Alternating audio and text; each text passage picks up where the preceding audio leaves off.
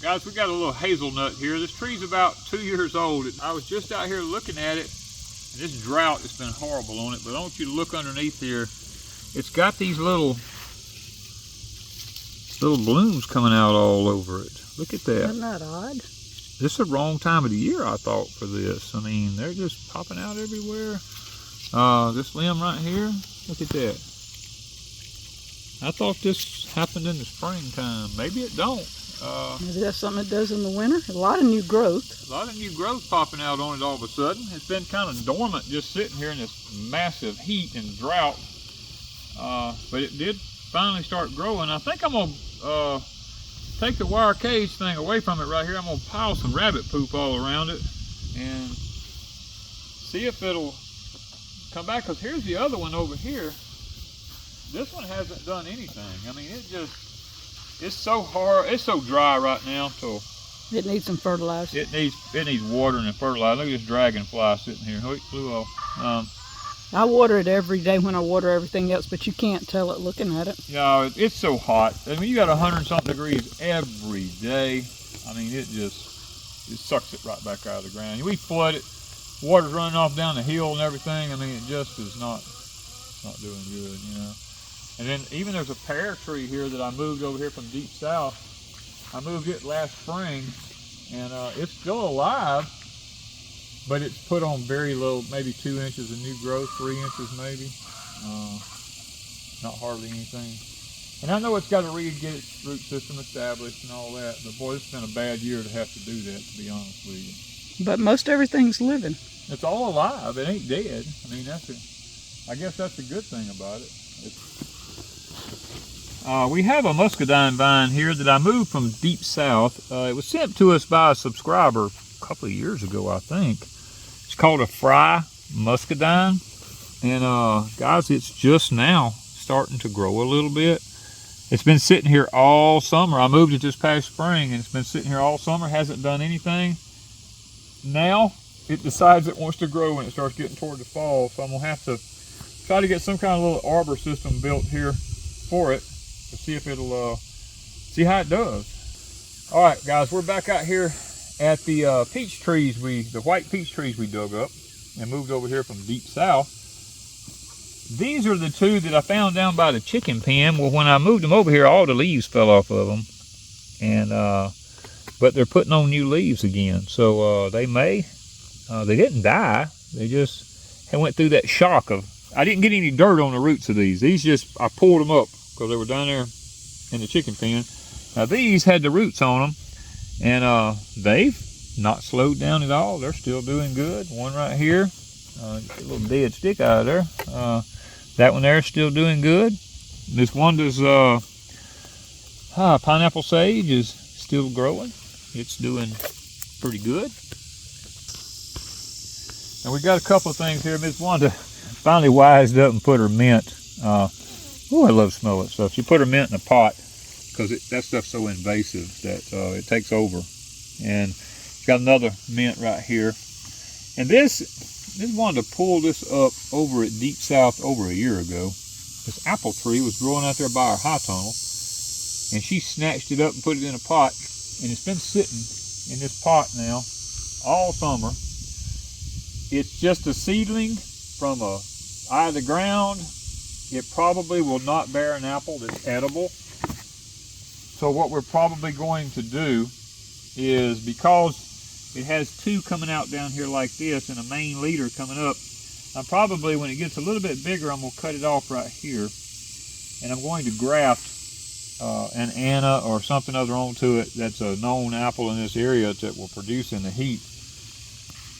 And I'll leave these two right here growing, and all these little sprouts here growing, and I may come back and graft an Ain Shamir, you know, some of the other apples from the south down here that will grow, and have an apple tree that produces multiple types of apples. I have one of those over at Deepsouth that's doing that right now, and it's working good. This is a tree that I have no clue what it is. Somebody probably brought us this tree, and if you know what this is, please tell me. It puts on these little hard knots, and I've not figured out what it is. This is the leaves.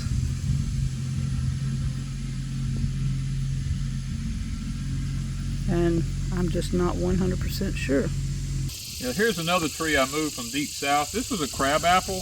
It wasn't doing anything over there in the heat and the old sandy bed it was in. I moved it over here, and it's taken it a while to get reestablished. It finally put a few leaves on. And right across from it here, I had another variety of crab apples that I moved over.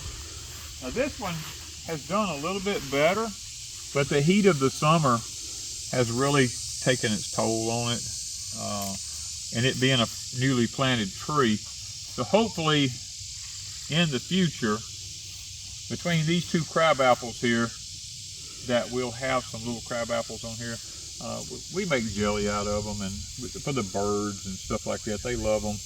Just something other to beautify around the pump shed here. I brought one of my persimmon trees over here. I tried to dig it up with a shovel, and I messed around, and about that deep underground, I cut the taproot off, and I really didn't think it'd live, to be honest with you. I brought it over here anyway, put it out. This is a I don't know if I can say this right, a Tonanitia persimmon. Makes a real big, giant persimmon. I was going to dig up my fuyu, and after that happened to this one, I said, nope, I'll just wait till fall, and I'll take my bucket, and like I did lots of these other trees around here, I'll just dig deep in the ground, and I'll scoop the dirt and all up with the next one and bring it. But you know, thinking this one was going to die, I put it here by the pump shed so I could make sure I kept it watered. And guys, it hasn't died. It's still growing, putting on some new growth. Basically, when I planted it, it was kind of like planting a bare root tree, and it was already like 2 years old, and I made it like a bare root again, and it's going to take a little while for it to get going. So I'm kind of being patient with it. Now this here is the Ginkgo biloba. Now I don't know if this is the male or the female tree. I have no clue. We'll know if it ever gets big enough and starts bearing fruit. We'll know. But it's already turning yellow. So it's kind of interesting that it would do that. But I bought this from Ms. Wanda a couple of years ago, and we put it over in the woods because we wanted to see a pretty leaf color out in the woods behind the cabin. And I told her, I said, look, let's just dig that up and bring it over to Pecan Grove. And you would know the time I brought it over here is one of the hottest summers we've ever had. But it's, guys, it's still hanging in there. It looks good. It looks good so far. Well, guys, these are the Loquats that has, I really didn't think they'd live. It was July when I dug these things up and moved them over here. I took the tractor and just dug under the ground, picked the whole tree up out of the ground with the dirt, and brought it over to this place here. One tree at a time, I brought it over.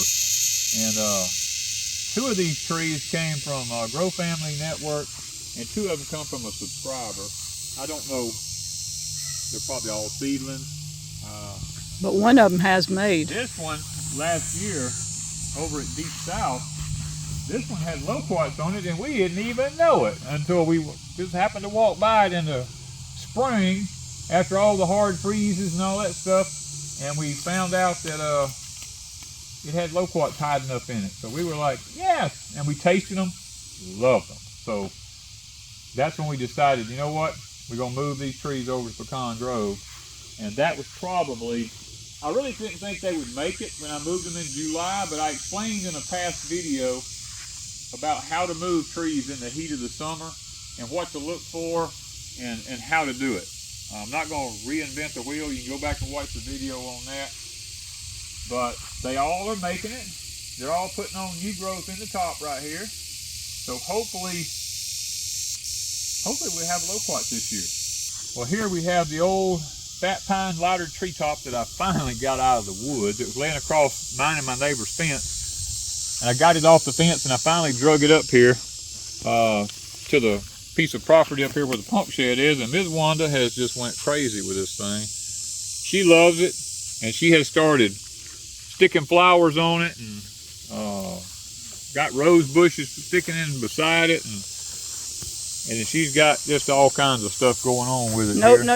I've got my roses. Oh, you got that way on purpose? Yes, the deer ate them last year, remember? I was just going to stand it up. No, okay. I'm protecting my plants. Okay, well, the first year she went and bought all kind of pretty plants and put out here peace plants and roses and all kinds of stuff. And would you know it, The deer ate every one of them. We found the pots laying off out in the field out there where they drug them out in the field and eat them off. I was like, well, I planted the these are the pineapple sage. They seem to not mess with that, Right. and they've not come back. I've protected the roses with the cages, and they've left that alone. Well, I think a lot of it has to do, we put up a lot of fencing out here. And the cows are in and out. The cows are right here and that probably has helped deter them some. Well, this here was a mulberry tree we bought. This was the yes, we ordered this. No, we didn't. We got this at Walmart. We was at Walmart and they were getting rid of a bunch of this stuff stuck in the back there. It just says mulberry. It says mulberry on it. It comes from Chest Hill Outdoors. It's probably the little tiny mulberries because it's got the leaves that don't look like the old-fashioned, like the swamp ones. And we put it way off out here by the field. That way, if it makes a mess, it's not going to hurt anything out here. Okay, out here on the edge of the property in here where the wood line is, I scooped up, if you remember up where we had the Danny corn planted, there was a whole line of blueberries that the previous owners had planted in that field. Well, I couldn't have the blueberries where the Danny corn was at because I have to lime it, and blueberries don't like lime. So this past winter, I went in there with my tractor and I scooped up the dirt underneath the blueberry trees without disturbing any of the roots. I came over and had holes pre-dug all around out here. And I scooped up all these blueberries and come and set them in them holes and packed the dirt back down around them and watered them and watered them and watered them. And guys, I want you to know, they were loaded with blueberries this year. They didn't even know they had been moved. I mean, unless it was the simple fact that when I moved them over here, the soil was acidic and they got away from where I had limed it at. But these babies just flourished. I mean, they literally flourished. And I also have a pecan tree right here that's I've kind of made a semicircle around. I have pecan trees up here. Now these pecan trees, no bigger than they are loaded with pecans up in the top. That's another thing that kind of made me a little bit excited. It'll help me to know what size pecans are on these trees and whether or not I want to maybe take some grafts off of them if I like the pecans, and maybe put it on some that has littler pecans on them. But I also have 3 of my bronze scuppernons I brought from the other property. I had rooted it so that when we leave over there, I won't lose my stock. It'll take a little while for these to get a root system in and get going, because this is only their first year. And we're going to build a trellis system down through the middle here. We'll have blueberries on the outside, scuppernong, and then it'll all be under the shade of all these pecan trees in here. I think the permaculture side of that's going to work out really, really well. And guys, out from where I have those planted in the edge of the woods here, I really took a chance. I moved the grandpa fig over to here, and not knowing whether it was going to live or die, I tried it, and it went through a hard summer. You know, I mean, really, really hard with all this heat, but it didn't die. And it's putting on new leaves. We actually picked some nice figs off of it a couple of times. It's putting on some new leaves, got some new growth starting on this side over here. And this is where we're going to put more rabbit manure and cover the figs. We're going to put more rabbit manure around it, and then even down from this further on over here, I moved in my lemon fig and a couple of brown turkeys because I kind of wanted them all in a row around the edge of these woods here. This is my little brown turkey fig here. I moved it over here, and it's just now starting to put on some new growth here, so it tells me that I've been trying to water it and take care of it. The root system's finally kicking in on it, and it looks like it's going to actually pull out maybe and grow pretty good for us. This is another brown turkey here. It's not doing quite as well as the other one is. It hadn't quite got its root system established just yet, but I'll look for it to kick off here probably next year. It'll probably kick off once it gets established. Guys, this is my lemon fig. Now it is putting on a lot of new growth right here. So it's taking off. It's going to actually do pretty good. I'm not really concerned about this one. I think it's going to do good. Now we have out in the high tunnel, if you remember, I air grafted 2 more of my brown turkeys out there that I'm going to be moving out. I probably might push a little more of this out, clear a little bit of this in here, and put the figs out here, because they need to be protected. And I'm just trying to think permaculture. You know, figs, they don't need to be out in a broad opening where the sun can beat them or anything. And right here, like we see, we have another oak tree right here. And then there's a pecan Oaks tree. all in here. There's oaks all in there. There's another pecan tree growing right here beside this oak. I'm leaving it. And hopefully doing the permaculture thing here is going to work out. Well, guys, down here we have our shed stuck off down here in the woods. That was probably not the wisest decision, but at the time we put that up, Mr. Chris and Mr. D was helping me, and it was like 110 degrees out here when we put that thing together.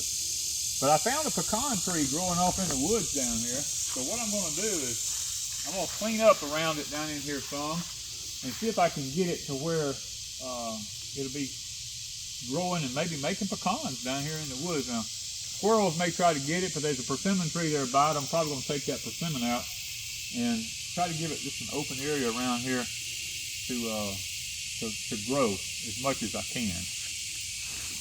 This is the mulberry that I dug up and moved over here from Deepsouth. Now this is the old-fashioned mulberry that grows in the river swamp. See the difference in the size of the leaves?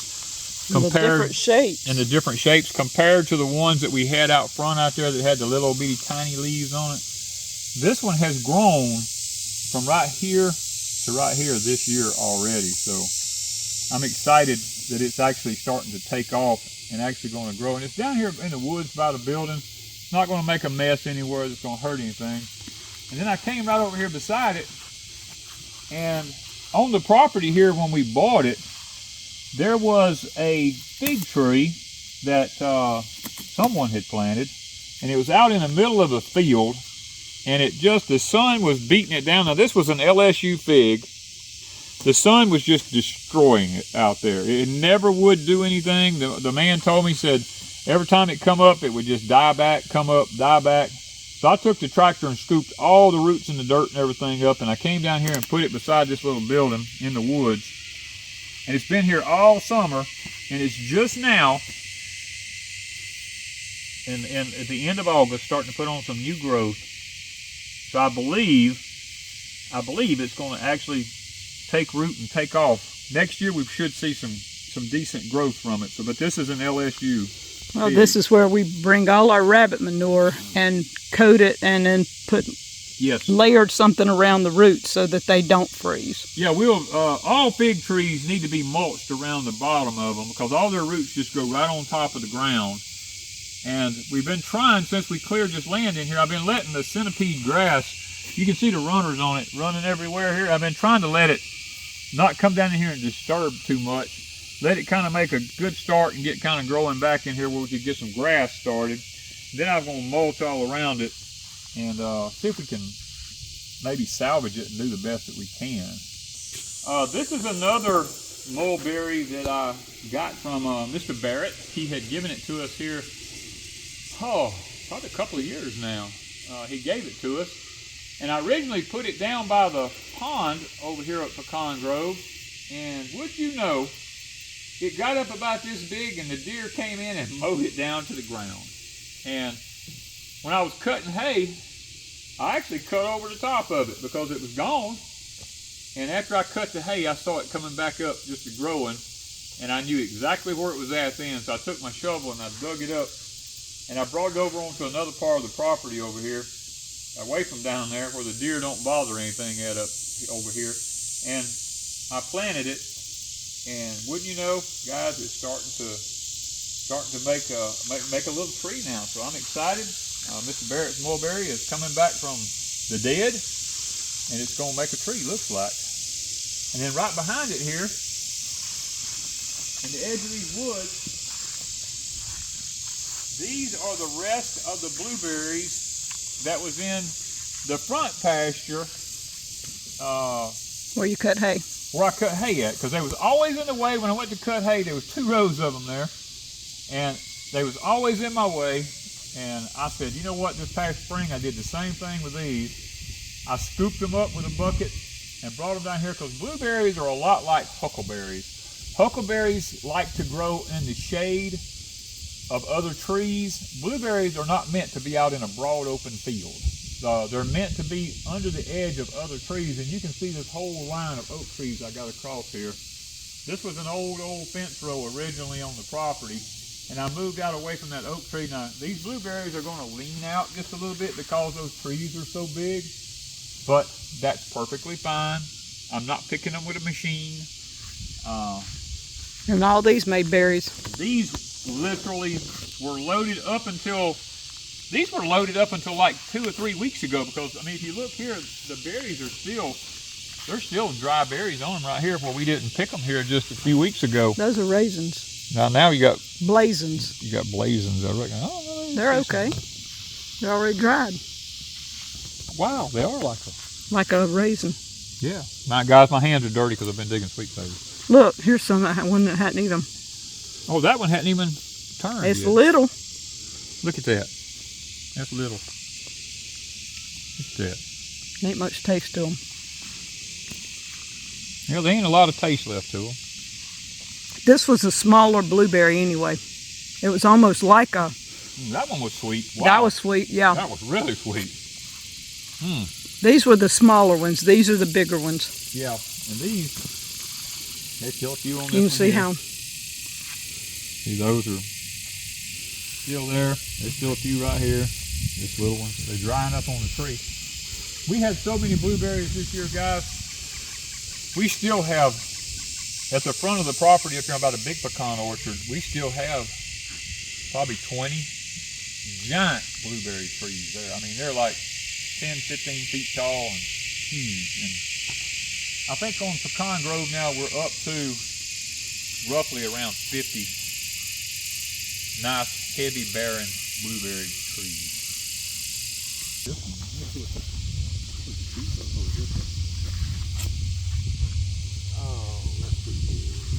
Moonglow. Guys, this is a Moonglow pear. This was over at the cabin. Wasn't really doing anything there. I think it made one. Made one pear, and I did the same thing we did. I did with the rest of the trees around. I took the bucket in the spring and just dug a deep hole in the ground, picked the whole tree up out of the ground with the soil and everything, left it in the bucket, transported the tractor. I mean, people probably thought we were crazy driving down the road with a tractor with a tree in the bucket of it with it full of dirt, but hey, you do what you got to do, you know. And when we would make trips back and forth with the tractor, I would get a tree every time and bring it over here, and I'd plant that baby. But this is a Moonglow, and so far it hasn't died either. Well, guys, I'm out here in front of my shop right here. I planted the wagon wheels of sugar cane here because I just thought it looked nice in front of my shop out here. I'm very partial now to the planting in the wagon wheels instead of planting in rows. I love it. I think it looks more aesthetically, it's more pleasing to the eye. It's easier to take care of. It's a whole lot easier to take care of, that's for sure. And it makes it a lot easier as far as knowing how many stalks you have and how much juice you're going to get, how much syrup you're going to make. Each one of these usually puts, what, about 20? No, depending on the size of the wheel. You know, these like this will be like 20. Sometimes these up here like this big one that I did, there'll be like 50 in it. Yeah, it's hard to say, but quite a few, and they're getting some size to them. Well, this is the first year. You know, next year will be the bumper year. Next year and the second and third year is always your bumper year. But they do have to cut it down, right? Yes, you have to cut it down. If you leave it up and it freezes, it'll kill it. It'll kill the roots. It'll kill the roots. Now, sometimes you get a few of them sprout back, but it won't do good. So if they buy some and they only plant one, they have to chop it down, yes, replant a second one, and yes, then the next year, and every year before winter, chop it down. We got morning glories coming up in this here. Right here. You can see they got the flowers on them up here. little morning glory flower. Everybody's talking about that's why it resembles a sweet potato, because they're in the same family. It has almost the same flower on it. But we have this as our, right next to the pecan trees out here in front of the shop. This was, I chose this location because of all the pecan trees and the pretty pasture out in the front right here. And plus it was right perpendicular to my prepper shack, the high tunnel, the barn, the shop. All this is in one small location right here. I decided I wanted it as close together as I could. I had to push out so much trash in here that the grass has not had time to grow back. It's just dirt right now. But we're, you know, in time, the grass will grow back, because all this out here was all pushed up too. All this was pushed out in here. There was nothing but dirt.